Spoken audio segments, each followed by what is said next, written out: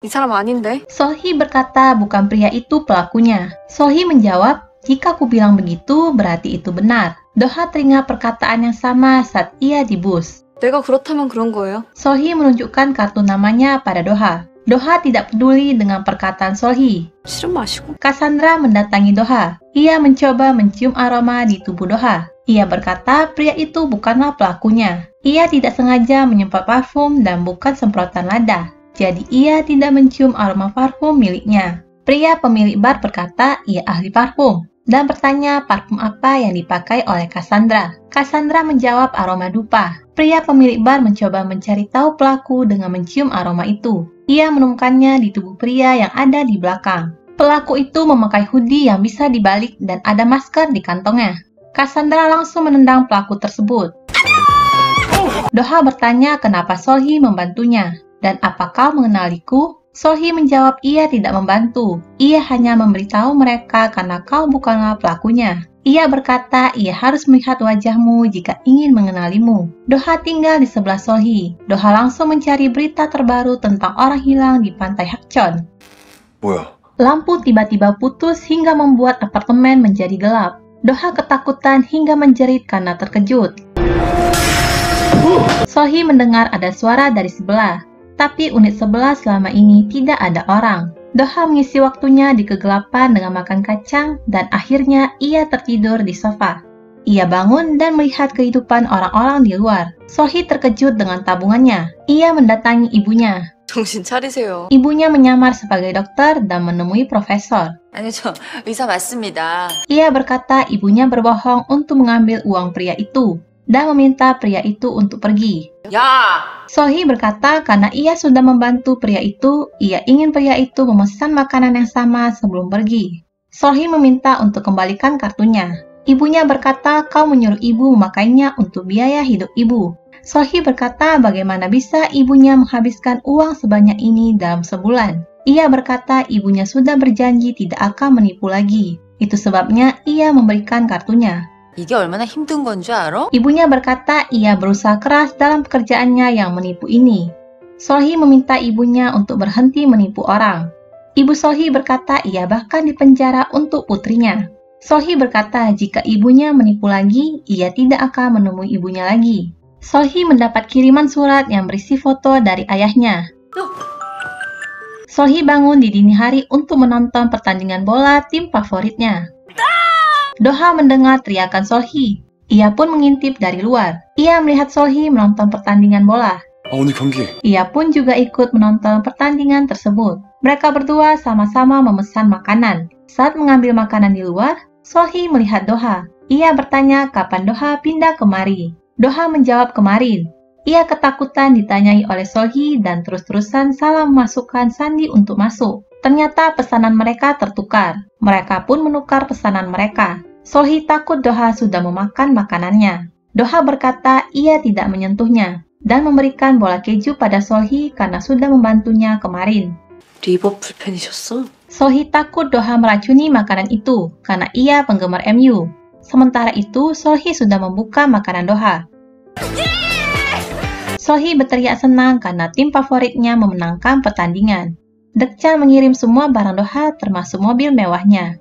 Asisten Sohee datang menjemput Sohee. Ia mendatangi mobil sport milik Doha. Doha ketakutan karena ada yang mendekatinya. Ia pun cepat-cepat memakai maskernya. Asisten Sohee bertanya kenapa mobil mewah ini ada di sini. Ia berkata mobil ini sangat mahal dan Kim Doha mempunyainya. Ia mengambil foto dengan mobil itu dan tidak sengaja menjatuhkan ponselnya hingga membuat mobil itu tergores.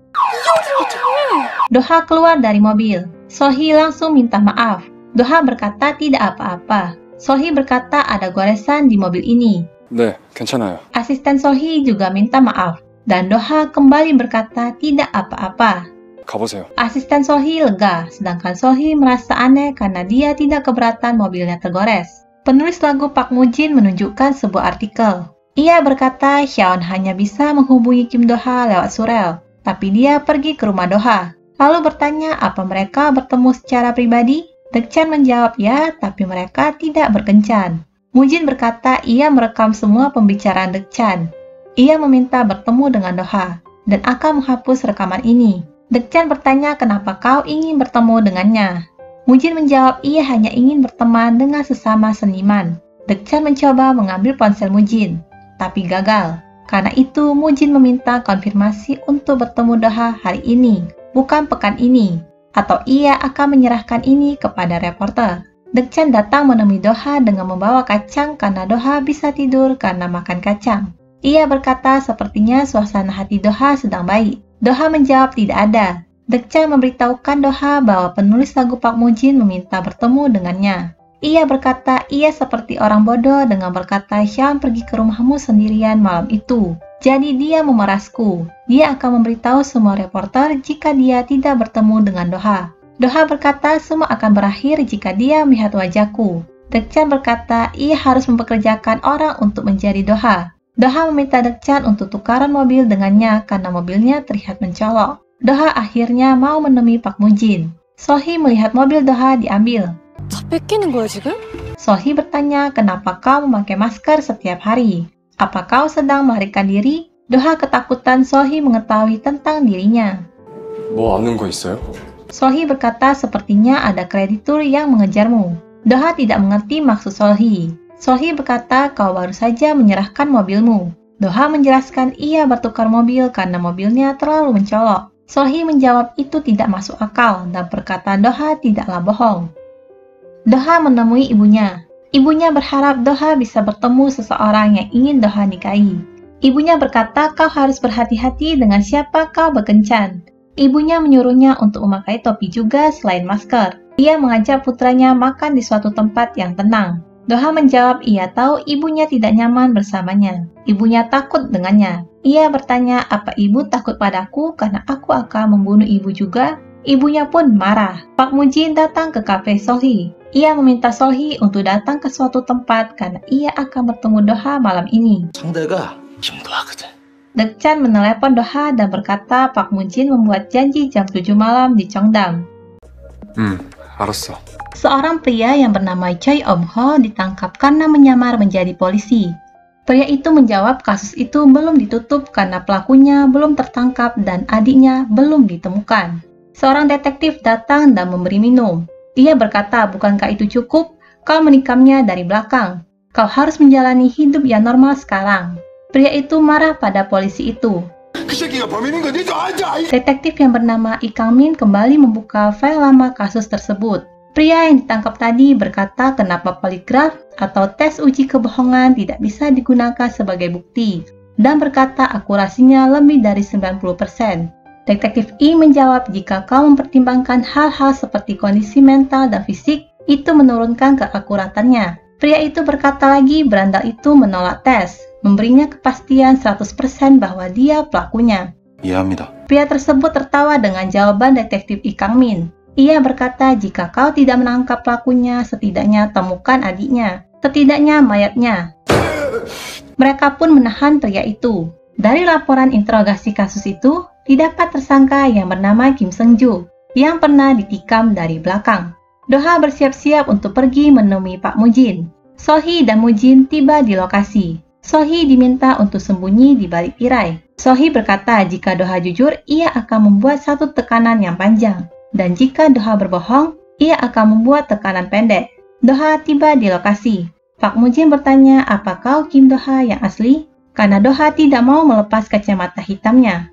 네, 맞습니다. Sohee membuat satu tekanan. Pak Mujin sengaja memesan alkohol, tapi Doha memesan cola. Doha menolak minum alkohol, tapi Mujin berkata, kau tahu aku memegang rahasia Dekcan. Ia mengira pertemuan ini diatur agar ia merasa lebih baik.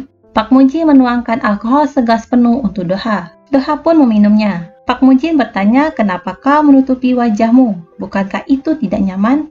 Doha menjawab ini nyaman baginya. 아이씨, 왜 고장났나, 씨. Mujin bertanya, apa kau terinspirasi dari laguku? Doha menjawab, ia tidak tahu lagu apa itu. Mujin kesal dengan jawaban Doha dan alat yang dipegangnya. Mujin berkata, ia tahu ada lagu yang Doha tiru sedikit. Doha berkata, kau bicara seolah-olah plagiarisme adalah hal yang wajar. Ia bertanya, apa kau melakukan plagiarisme? 내가 그럴 리가 있어? Sohee mendeteksi kebohongan dari Mujin. 그런 거 안 합니다. Dan Sohee mendeteksi tidak ada kebohongan dari perkataan Doha. Doha ingin pergi dari sana dan akan membayar tagihannya. Tapi Mujin marah dan mencampakkan alat tersebut. Ia meminta Doha untuk minum cola dulu sebelum pergi. Ia mengocok cola tersebut sebelum dibuka. Ia membuka kaleng cola dan cola itu membasahi wajah dan jas Doha. Ia melakukan itu agar ia tahu wajah Doha. Ia menyiapkan ponselnya untuk mengambil foto Doha. Tiba-tiba dari dalam Sohee menekan tombol shutter kamera ponselnya dan terdengar keluar. Doha mengira itu berasal dari ponsel Mujin. Mujin berkata ia tidak menekan tombolnya. Doha pun keluar dari sana. Di luar ada asisten Sohee yang menunggu Sohee. Doha menyewa supir karena ia mabuk. Ia memberitahukan lokasinya dan tujuannya adalah Istana Hanam. Asisten Sohee mendengar Istana Hanam dan berkata itu tempat tinggal Kim Doha. Namun itu bukan mobil Kim Doha. Pak Mujin marah pada Sohee dan berkata roh itu palsu dan tidak berguna. Sohee dituduh menipu. Sohee berkata kau harus berhenti jika tidak mau ia sebarkan rumor melakukan plagiarisme. Sohee berkata pada asistennya Shaon dan Doha tidak berpacaran. Asistennya bertanya bagaimana kau bisa tahu? Apa kau bertemu Kim Doha? Asistennya pun mengejar mobil Kim Doha. Sohee meminta untuk menghentikan mobilnya. Asistennya menjawab ia hanya melihat wajah Doha sebentar. Ia ketahuan berbohong oleh Sohee. Sohee memarahinya dan ia pun menyetir sendiri mobilnya. Saat di parkiran, ia melihat pria yang tinggal di sebelah unitnya sedang mabuk. Ia mendekati pria itu dan melihat ada noda cola di jasnya. Ia pun teringat dengan kejadian-kejadian lalu dan berkata mungkinkah dia Kim Doha? Sohee mencoba membuka masker Doha dan ia melihat wajah Doha. Ia kembali memakaikan masker, tapi Doha tersadar. Penasaran dengan cerita selanjutnya? Jangan lupa saksikan episode selanjutnya.